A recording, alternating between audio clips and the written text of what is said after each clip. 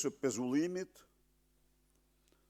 votuan duke shkelmuar ligje dhe kushtetut, votuan në diktatin e egër të Edi Rams, faktikisht, çfarë ndodhi? Lubia mbeti e pezulluar, por gjykata pezulloi vetën e vetë. Ndodhi një akt i rëndë, që në aparencë edhe qëndron, por probabilistët japin një fakt tronditës se në probabilitet kjo mund të ndodhë 1 në 500 herë. E kuptoni? Kurse këtu ndodhë 1 në 2 herë. Se sa i të mërshëm është veprimi politik ndikimi mbi gjykatën. Nuk mund të ndodhte ai vendim 4-4. Pavarësisht se pezullimi mbeti në fuqi, por pezullimi nuk do të mbetej në fuqi për votat e 4 gjyqtarëve, por duhet të mbetej në fuqi me votat e të gjithë gjyqtarëve. Dhe ky është dëshmi edhe njëherë e paralizës nga ekzekutivi i gjykatës kushtetuese. Sot, Edi Rama kërcënoi në mënyrën më të paskrupull prokurorin, gjykatën dhe u zotua se do mbroj gjerë në pikën e fundit të tij veten dhe Lumi Ballukun.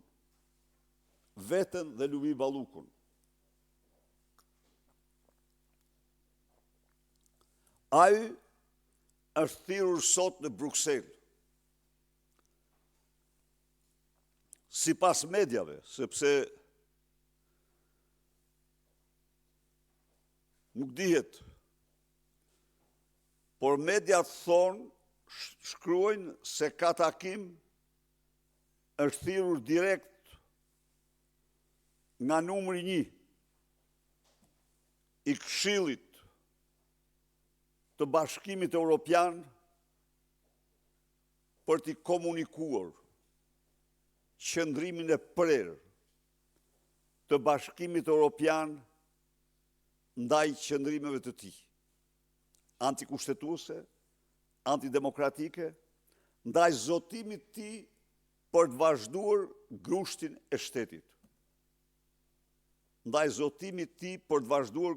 e shtetit.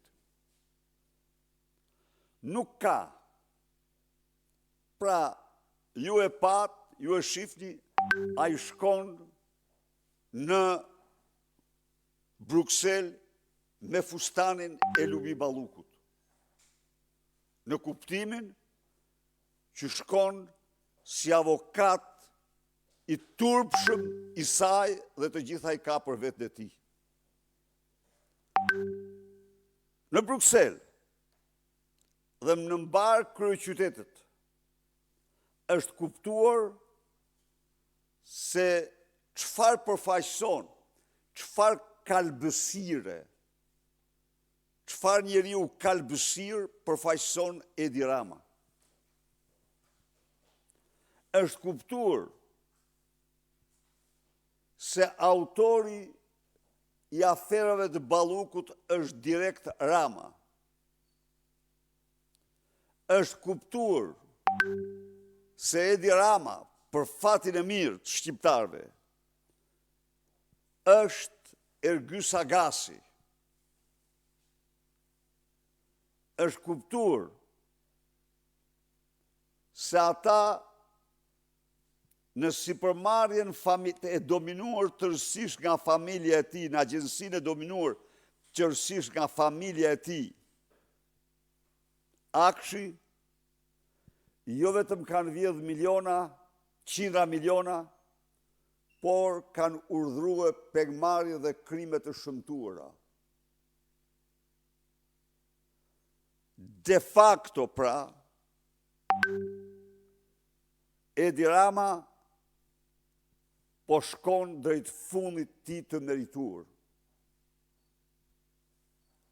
Mirë po, si shbëjnë të ditur media, sepse nuk ka njoftime, por media që u referohen burimeve zyrtare, ndërkombëtare, ati komunikohet se ky qëndrim është aq i rëndë dhe i papajtueshëm me shtetin ligjor, me kushtetutën, me standardet europiane, sa që